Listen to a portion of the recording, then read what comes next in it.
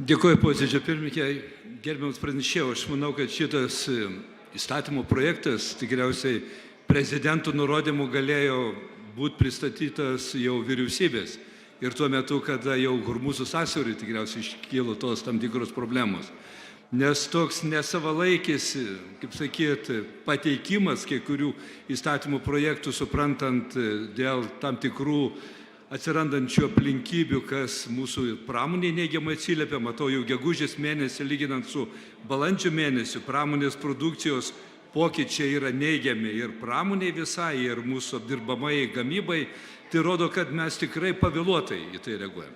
Bet mano dar klausimas būtų, ar jūs sutiktumėt, kad vis dėlto reikalinga ir vyriausybės išvada, nes tai yra papildomi finansiniai ištekliai ir tie ištekliai, aš manau, bus ne iš kainos didinimo eiliniams vartotojams, visiems vartotojams, bet čia bus iš biudžeto, ar skolintų lėšų, ar gautų papildomų pajamų. Kokia jūsų nuomonė? Dėkui labai. Dėl pavėluoto pasiūlymo gal nesutikčiau, nes iš tikrųjų Hormūzo sąsiaurio krizė turbūt labai palėtė tas šalis, kurios ypatingai priklausomos nuo iškastinio kuro. Ir čia mes Lietuvoje turim tikrai ypatingą situaciją, kada dabar jau virš 50% mes pagaminame vietinės generacijos iš atsinaujinančių išteklių, tai elektros kainai tikrai neturėjo turbūt tokio poveikio skirtingai nei tom šalim, kurios pasigamina elektrą iš dujų.